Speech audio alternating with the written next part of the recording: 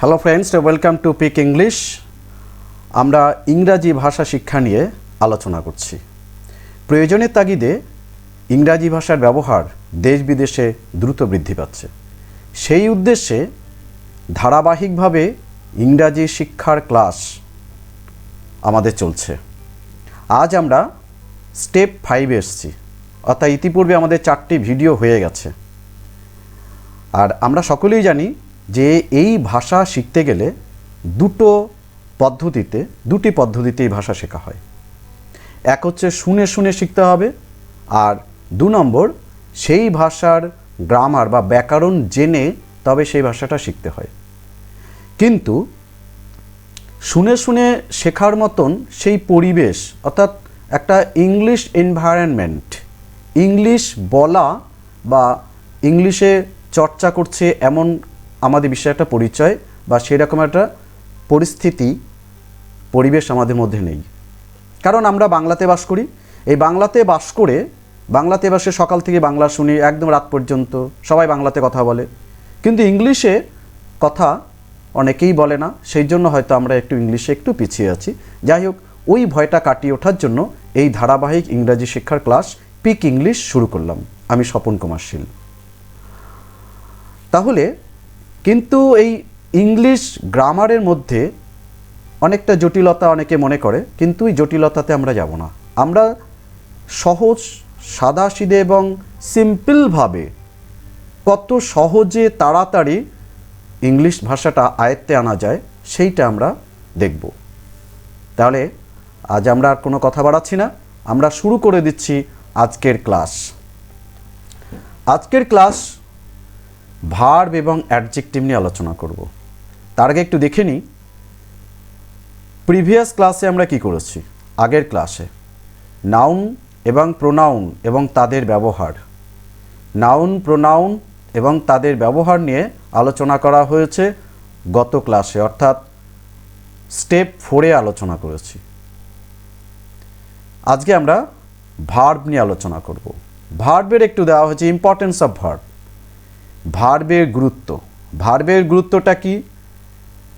Verb, এক কথাতে বলা যেতে পারে যে ভার্ব ছাড়া সেন্টেন্স বা ইংরাজি ভাষা হয় না। সেটা সাইলেন্ট অর্থাৎ উজ্জ্বল থাকতে পারে, অথবা আমাদের সামনাসামনিও থাকতে পারে।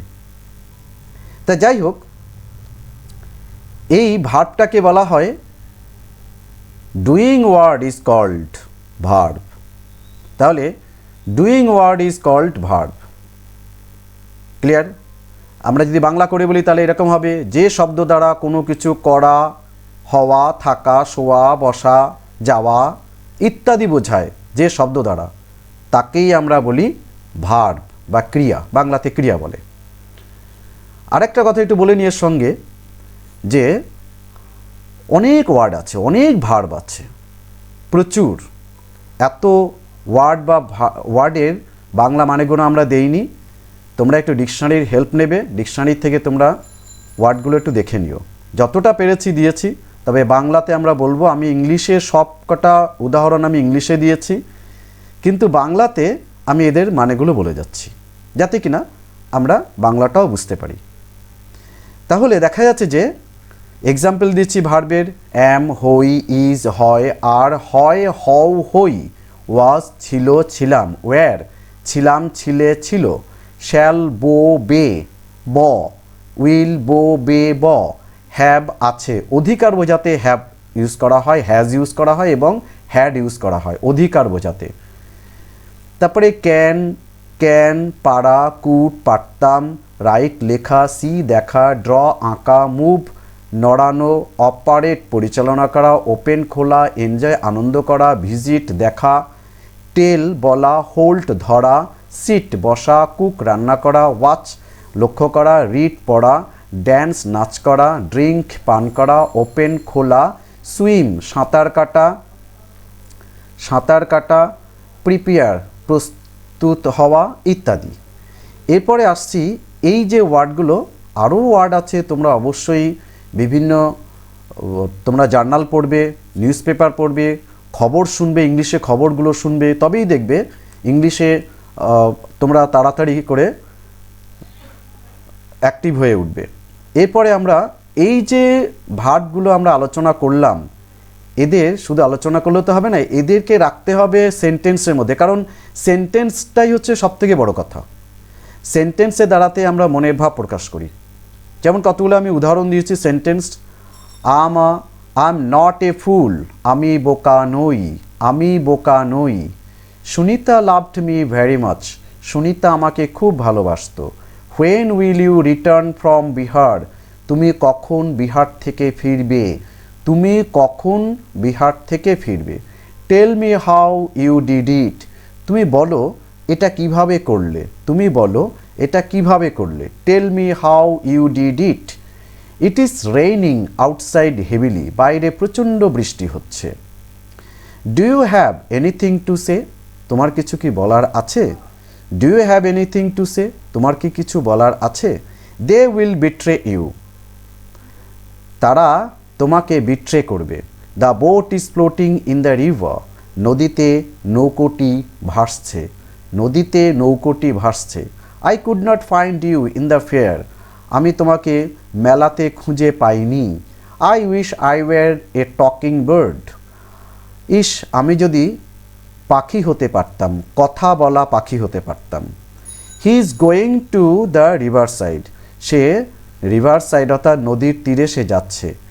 You can not operate the machine, তুমি মেশিনটা চালাতে পারো না। Do you write the story of ghost, তুমি কি ভূতের গল্প লেখো, তুমি কি ভূতের গল্প লেখো। She could sing very sweetly, সে খুব ভালো মিষ্টি স্বরে গান গাইতো। Tell when you come tomorrow, আমাকে বলো কালকে তুমি কখন আসছো, আমাকে বলো কালকে তুমি কখন আসছো।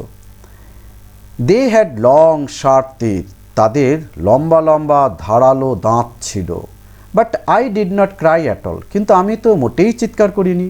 উই শ্যাল ওভারকাম সামডে, একদিন আমরা জয় করবই। I have a good news for you, তোমার জন্য ভালো খবর আছে।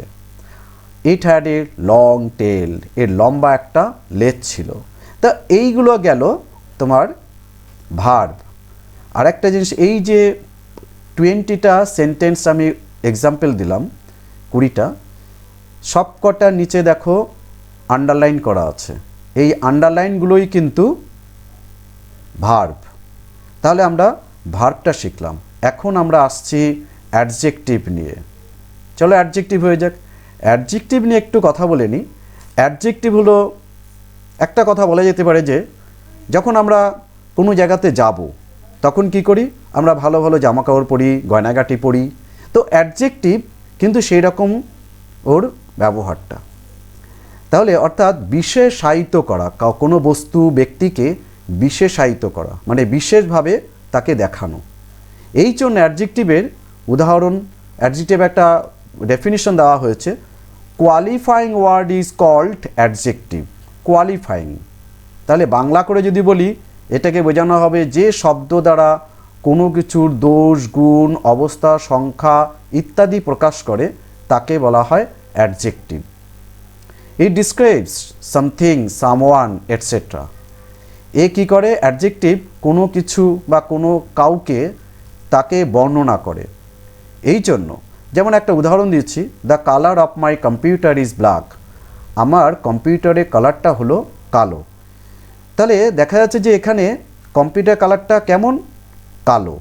এটা কিন্তু কম্পিউটারের সম্পর্কে একটা বিশেষ রূপ দিয়েছে, সেটা হচ্ছে তার বর্ণনা, সেটা হচ্ছে কালো।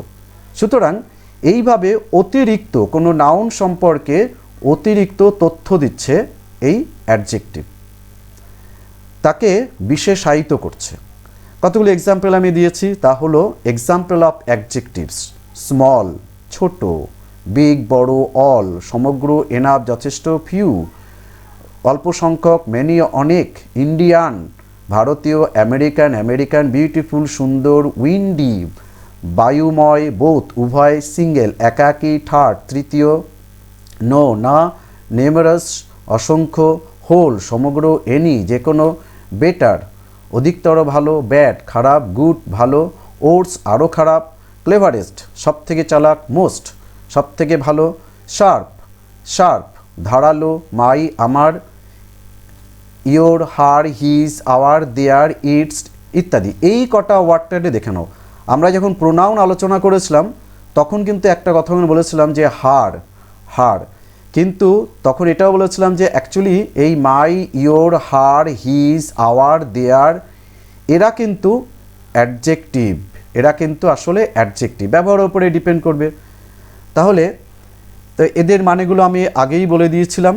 পুয়োর এদের মানেও তোমরা জানো, সাওয়ার, সাওয়ার, টক, ইচ প্রত্যেক, সাম কিছু, দ্যাট ওই, দিস এই, দোজ ওইগুলো, দিস এইগুলো, সাচ এমনই, হুজ, হুজ যার, কার, হুইচ যার,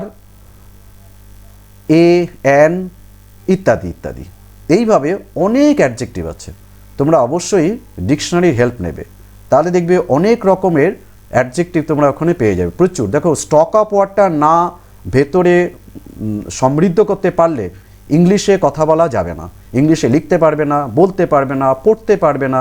এই জন্য এই ওয়ার্ডগুলো খুবই গুরুত্বপূর্ণ। এখন ওয়ার্ডগুলো শিখলে তো চলবে না, তাদেরকে বাক্যের মধ্যে ব্যবহার করতে হবে। কারণ আগেই বলেছিলাম যে গ্রামারের জটিলতাতে আমরা যাব না, আমরা সিম্পলভাবে কতগুলো সেন্টেন্স নিয়ে আমরা আলোচনা করব। কারণ আমরা কথা শুনি, আমরা গ্রামার শুনি না, আমরা কথা শুনি। সুতরাং সেই কথাগুলোই নিয়ে কিন্তু আমি আলোচনা করেছি, দ্যাট ইজ সেন্টেন্সগুলো আমরা শুনি। কীরকম কতগুলো উদাহরণ দিয়েছি দেখো। Manisha is one of the most beautiful girls in the class. Manisha ক্লাসের মধ্যে অন্যান্য সুন্দরী মেয়েদের মধ্যে সবথেকে সুন্দর। Swarna has sharp brain. স্বর্ণর পরিষ্কার বুদ্ধি আছে। My name is Daniel Hans. আমার নাম Daniel Hans. She is an American. সে একজন আমেরিকাবাসী। You booked third class tickets. তুমি তৃতীয় শ্রেণীর টিকিট কেটেছিলে। এভরিবডি কলস হার বুলি। সবাই তাকে বুলি বলে ডাকে। সবাই তাকে মানে প্রত্যেকে তাকে বুলি বলে ডাকে। My mother is a very wise woman. আমার মা খুব বুদ্ধিমতী মহিলা। Was his shop not open. তার দোকানটা কি খোলা নেই? Have you found that old man. তুমি কি সেই বৃদ্ধ লোকটার সঙ্গে দেখা করেছো, দেখতে পেয়েছো? Terrible wind will be blowing. সাংঘাতিক বাতাস বইতে থাকবে। Each boy is to be given a uniform. প্রত্যেকটি ছেলেকে ইউনিফর্ম দেওয়া হবে। Have you seen some people going towards this. আপনি কি কিছু লোককে এই দিকে যেতে দেখেছেন? আপনি কি কিছু লোককে এই দিকে যেতে দেখেছেন? আর David has come to meet you. কোন এক ডেভিড নামে লোক তোমার সঙ্গে দেখা করতে এসেছিল। এই জায়গাটা দেখো, আ ডেভিড, এখানে আ ডেভিড, একজন ডেভিড। এখানে একটু বলে নিই, স্টার দিয়েছি। যে কোনো অপরিচিত ব্যক্তি যদি বোঝায়, কেউ হয়তো তোমার সঙ্গে দেখা করতে এসছে কিন্তু বাড়ির লোক তাকে চেনে না, জানে না, তখন আমরা কি বলি? আমরা বলি কোনো এক করিম বাবু তোমার সঙ্গে দেখা করতে এসেছিল। তো এই যে কোনো এককে বোঝাতে এ ইউজ করা হয়, অ্যানও ইউজ করা হয়, অ্যান। সেটা আমরা অ্যান বসে ভাওয়েলের আগে, তাহলে সেটা বোঝা যেত। তাই যাই হোক, ওই জন্য মনে রাখতে হবে যে অপরিচিত কোনো ব্যক্তি যদি বাড়িতে আসে, তাকে যেভাবে আমরা উপস্থাপন করব তা হলো, আর David has come to meet you. কোন এক ডেভিড নামে একটি লোক তোমার সঙ্গে দেখা করতে এসেছিল। 14-এ Tanmoy can not remember those incident.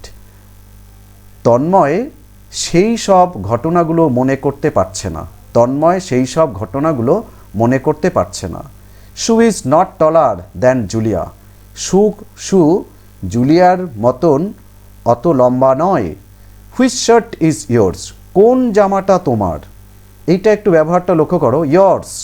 Which shirt is yours. এই ইয়োর্সগুলো পসেসিভ প্রোনাউন, আমরা আলোচনা করব possessive pronoun.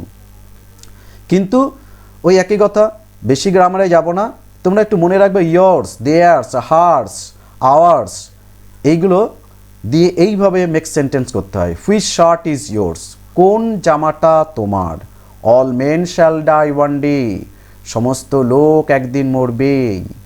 You can not demand those tables, you can not demand those tables, তুমি ওই সব টেবিলগুলোকে দাবি করতে পারো না। Mousumi sold 10 exercise copies, Mousumi 10টি খাতা বিক্রি করেছিল, মৌসুমি 10টা খাতা বিক্রি করেছিল।